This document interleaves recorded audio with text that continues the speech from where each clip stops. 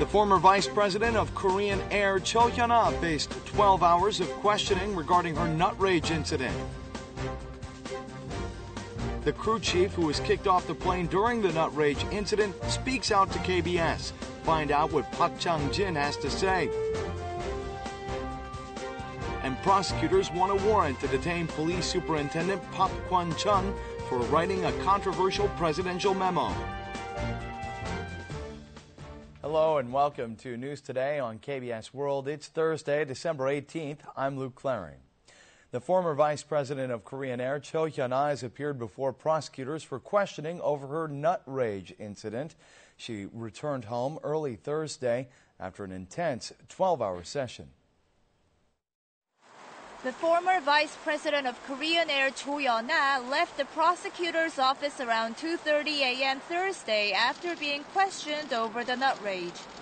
It was some 12 hours after she showed up before prosecutors around 2 p.m. on Wednesday. Cho remained silent to reporters' inquiries. 말씀 안 하시는 건 다시 하신다는 건가요? 죄송하다고 말씀하셨는데 혐의에 대해서는 왜 인정을 못 하시는 건가요? 검찰 조사까지 받으셨는데 국민들께 하실 말씀 없으세요? She just stood for 5 minutes with her head held down before getting in a car to head home. Prosecutors are believed to have grilled her on whether her conduct of ordering the plane to return to the departure gate violated the Aviation Security Act.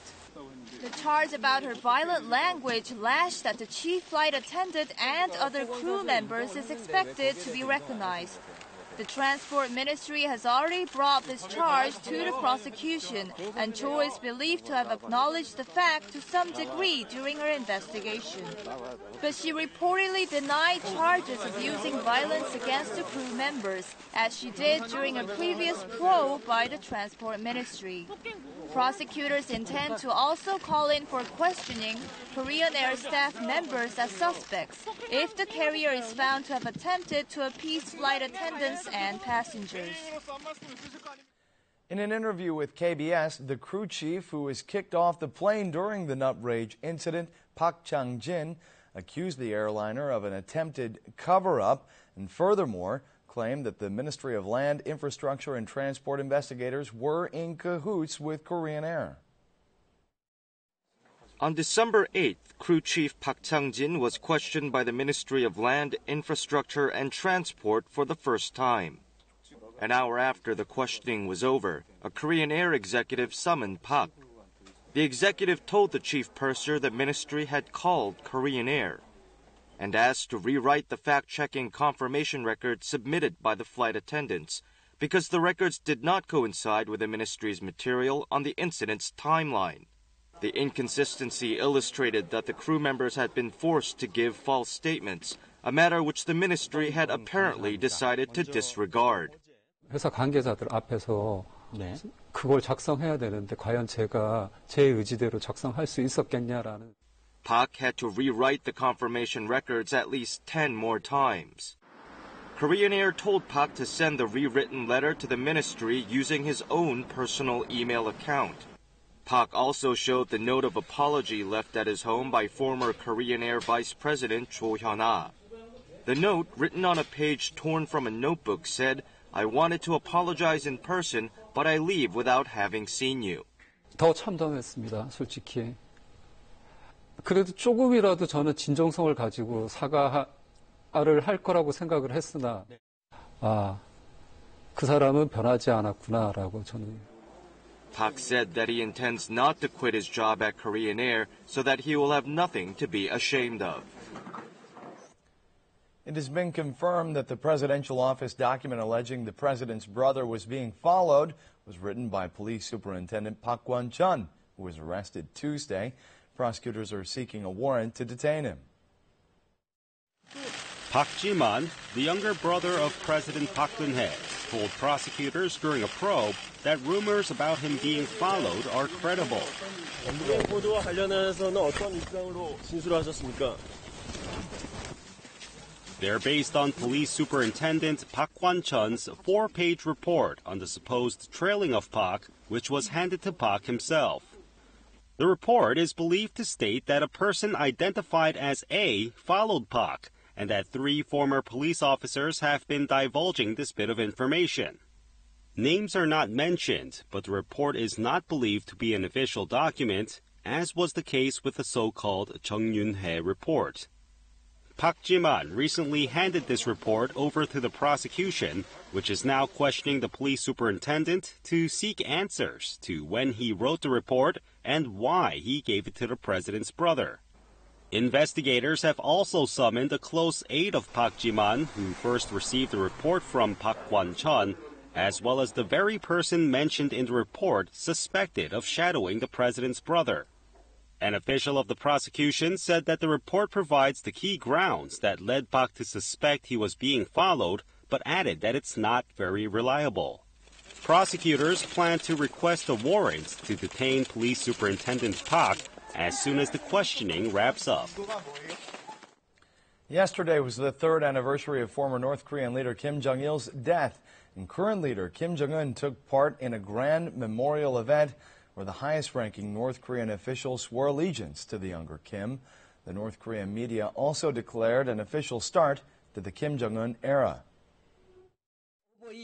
North Korea's young leader Kim Jong-un enters Kumsusan Palace of the Sun, where the body of Kim Jong-il is on display. He was accompanied by his wife Lee Seol-ju, dressed in mourning attire, and other high-ranking political and military officials. Afterwards, a large-scale memorial event was held with tens of thousands of people taking part.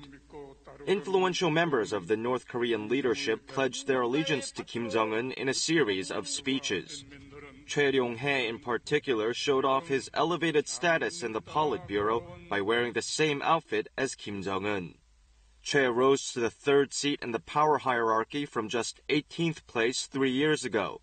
The purged Chang Song-taek and Kim's aunt Kim Kyung-hee were replaced by Hwang Byung-seo and Kim Won-hong. A series of special events marking the 3rd anniversary of Kim Jong-il's death took place as well. A moment of silence was observed all over North Korea at noon. The North Korean media officially declared the beginning of the Kim Jong-un regime, saying that his era has followed that of his father and predecessor. The 5th Center for Creative Economy and Innovation is opened in North Gyeongsang Province. President Park Geun-hye vowed to innovate the manufacturing industry by transforming the outdated industrial complex in Gumi City into a high-tech business cluster. This is a first-of-its-kind smart factory that's set to be established at the Center for Creative Economy and Innovation in Gumi. The entire process of designing and manufacturing a product is integrated through information technology, or IT, to drastically improve efficiency and the work environment.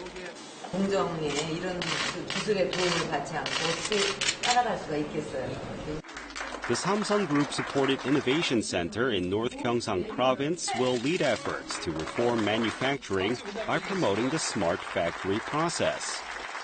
산업단지를 생산만 하던 곳에서 벗어나서 아이디어가 사업화되는 창조 산업단지로 거듭나게 할 것입니다. To this aim, Samsung, together with North Gyeongsang Province, will provide funds of almost $182 million over the next 5 years.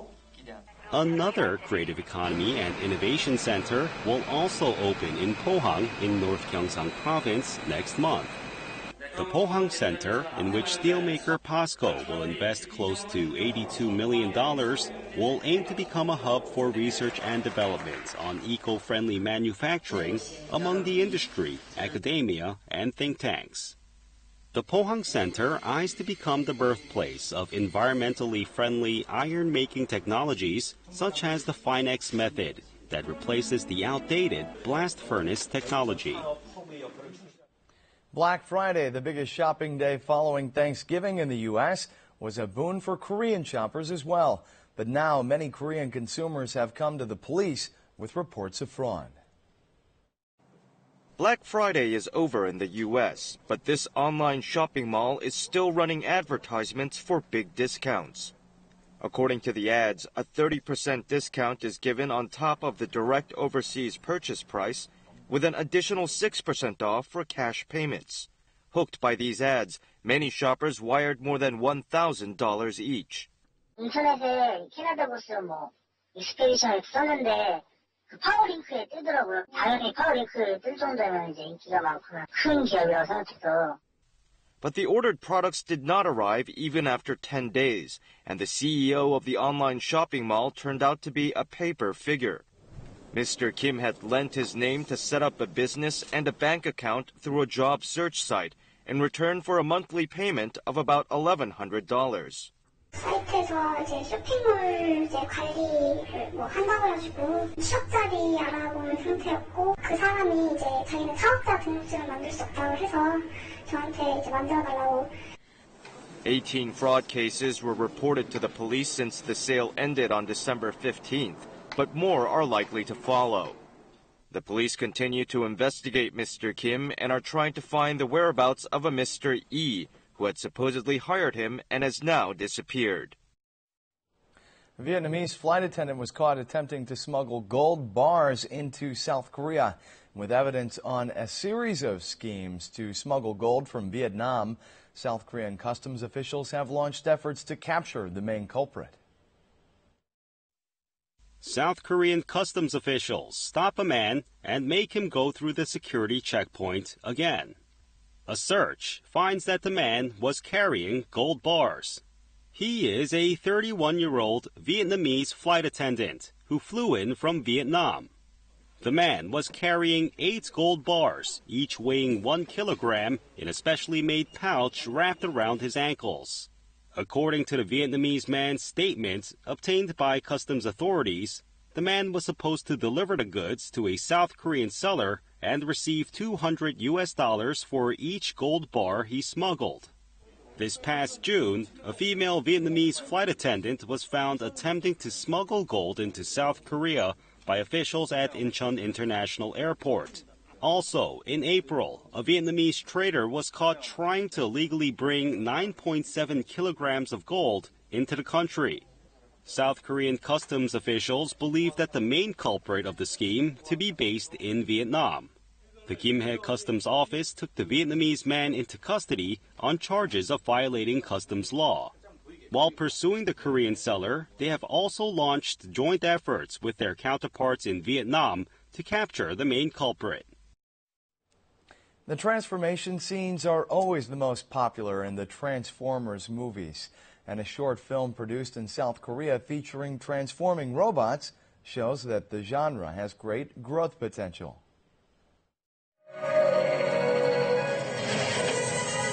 A giant robot soars into the sky.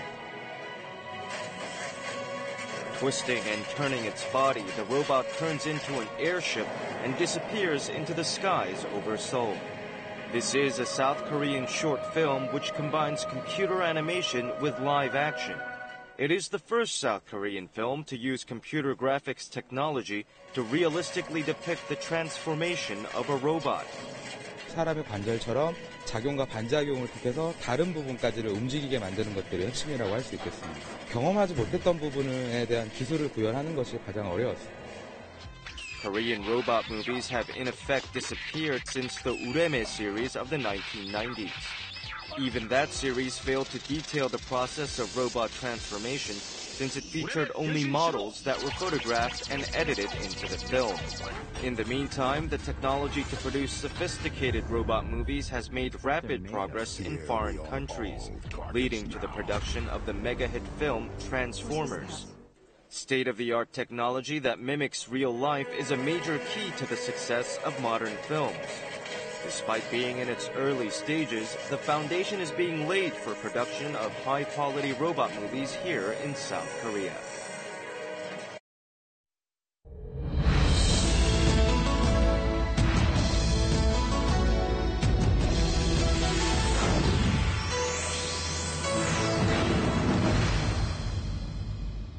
In the face of freezing weather, nothing is better than a hot bowl of soup or stew. And today we're going to introduce some of the soups and stews Koreans love in the winter. Let's take a look. A hot bowl of stew is a good consolation in frigid winter. This is mulgalbi, or ribs and broth. People began making mulgalbi when the nation was poor decades ago. It has become a famous local delicacy of Jeonju. Its spicy but sweet seasoning has made the dish appealing. 깨자는 설탕을 적게 쓰고 한 20몇 가지 들어가는데 과일 단맛으로 만드는 게 저희 물갈비 포인트예요.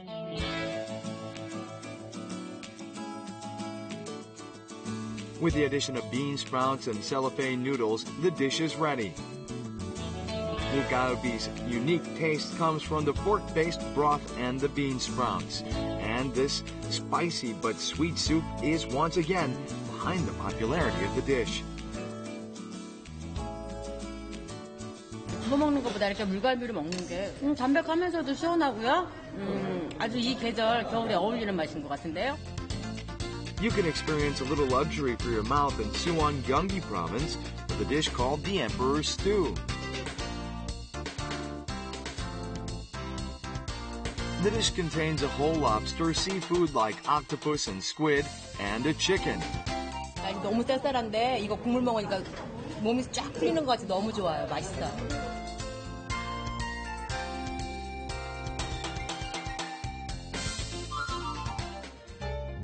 This is a dish called Mille Feuille Nabe, and it's enjoying a lot of popularity among young homemakers. 밀푀유는 청개의 잎사귀를 뜻하고요. 그리고 나베는 일본 전골을 뜻하는데요. Here goes the recipe. First, place perilla leaves and beef on cabbage. Make the 4 sets of the cabbage and beef and slice them into small portions. Place bean sprouts and bok choy in a pot. Next, build up the slices of cabbage and beef around the pot. Put mushrooms at the center. Let's make a sauce while the anchovy broth boils. Mix vinegar, garlic, and yuzu juice with soybean sauce. Pour the broth into the pot and boil it until the meat is cooked. Time to enjoy a nice bowl of Mille Feuille Nabe. Bowl of stew is the easiest way to stay warm in the freezing winter. Now let's take a look at the markets, followed by the world weather.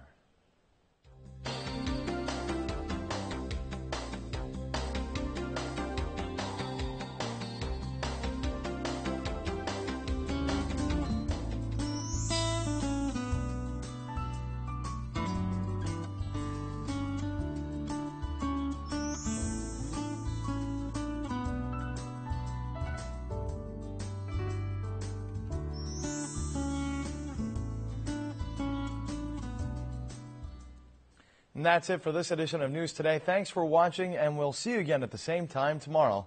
Goodbye.